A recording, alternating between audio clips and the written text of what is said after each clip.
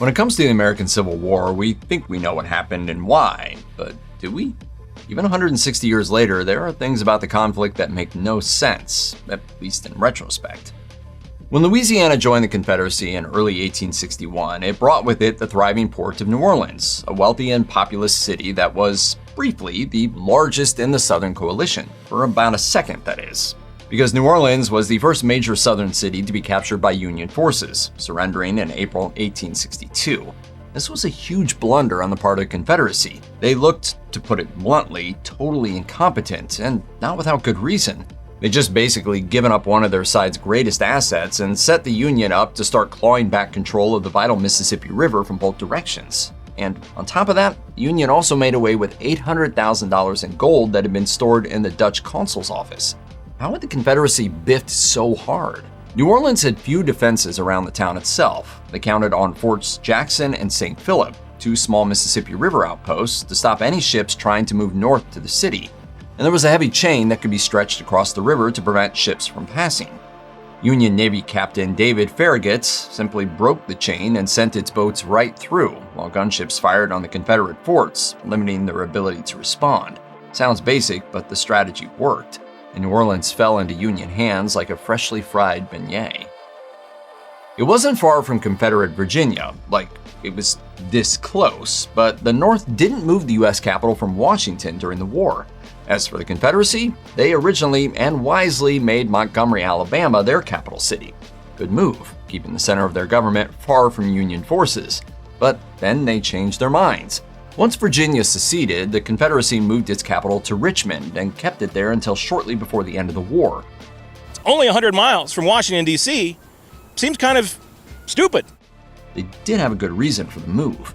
The short answer is that Virginia was important. Richmond was the second largest city in the Confederacy after New Orleans, which means it's the largest city in the Confederacy. It was also relatively industrial, contributing essential factories to the agricultural South's war effort. Then there was the psychological factor. Virginia was heavily associated with the Revolution, so it was somewhat of a catch for the South. The people of Virginia would pay a heavy price for the defiant, even sassy placement of the Confederate capital. Northern Virginia was one of the most horrific meat grinders of the war, and by war's end, Richmond was in ruins. The art of war is simple enough. Fight it out till the end. Well, the almost end. Danville, Virginia served as the capital of the Confederacy at the very, very end of the war from about April 3rd to April 10th.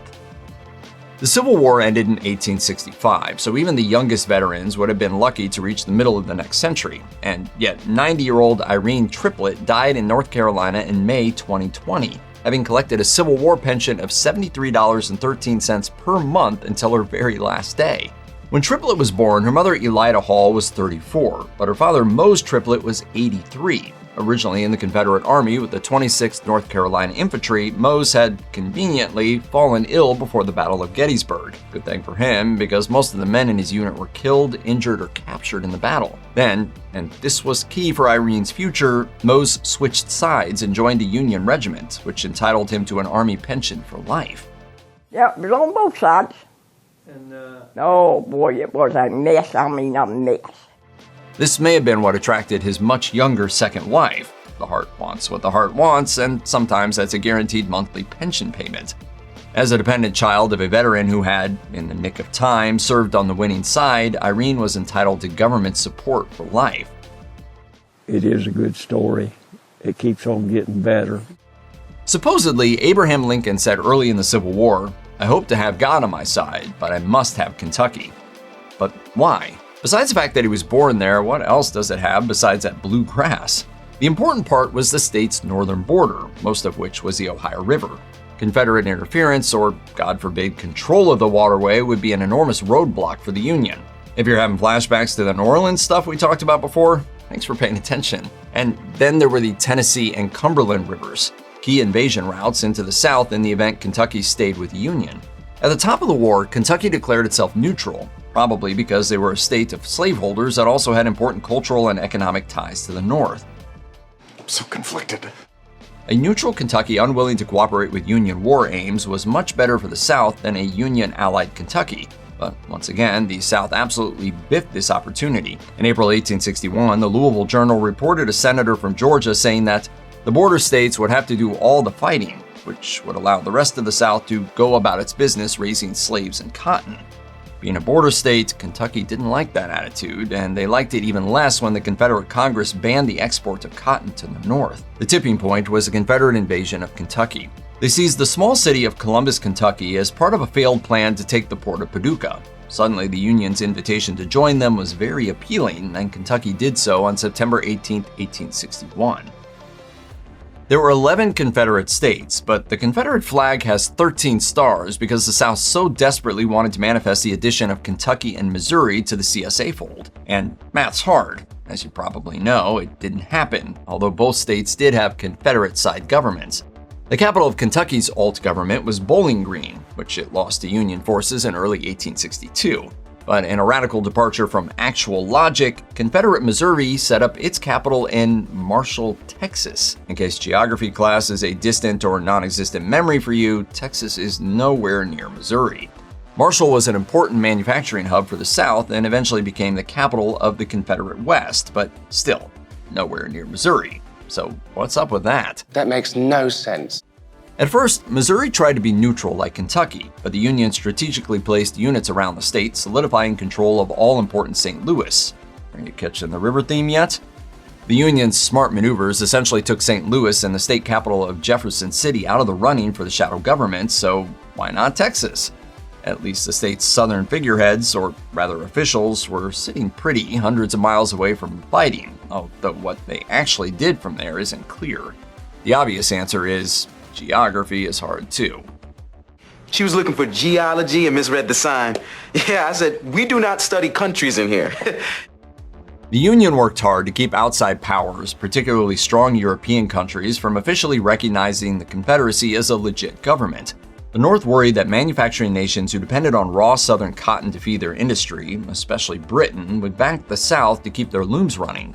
Fortunately, aggressive Union diplomacy, the South's repeated blunders, European unease with backing a government of slaveholders, and crises at home kept Europe mostly on the sidelines, with one exception. The outlier was the little duchy of Saxe-Coburg-Gotha, a small state that existed before Germany congealed into a unified country. It wasn't a financial or industrial power, and it wasn't especially easy to find on a map. Never heard of it. It's quite small. Told you geography is hard. Nevertheless, Consul Ernst Raven from plucky little Saxe-Coburg-Gotha arrived in Texas in 1861, bringing his country's official support along with him. But Saxe-Coburg-Gotha soon joined the Confederacy on the list of countries that no longer exist. It was rolled up under the umbrella of the German Empire in 1871 and formally dissolved with the rest of Germany's hereditary monarchies in 1918 after World War I.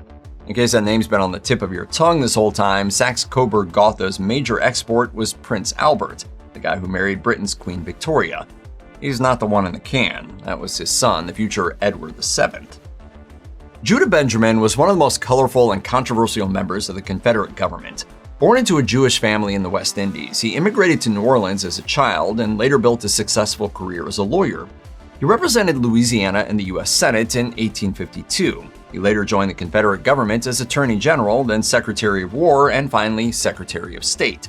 When it was clear that the Confederacy was crumbling, Benjamin knew it was time to go. So sometime in early May, with the war over but the Confederate government still scuttling through the ruined South, Benjamin took off. The details of his escape are slim and heavily mythologized. One account has him pretending to be French. But since Benjamin never wrote his memoirs and burned his personal papers before his death, we'll never know what really happened. What we do know is that he was the only major member of the Confederate government to successfully escape the imploding South. He made it to Havana and then to Britain, where he revived his law career. And after his death in 1884, he was buried in Paris's famed Père Lachaise cemetery. During the Civil War, Black Americans, often freedmen who'd been liberated by the Union Army, served with distinction, under Union colors, obviously. But in early 1865, one of the "we'll try anything stupid once" ideas the dying South had was to arm enslaved men and order them to fight for the soon-to-be lost cause that wanted to keep them enslaved.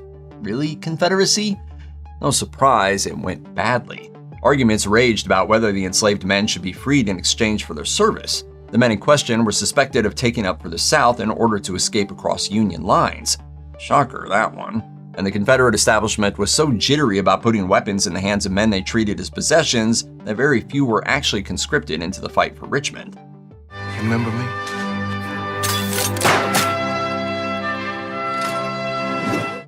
Just a few weeks later, the Confederacy was done, and soon thereafter, slavery was abolished in the United States.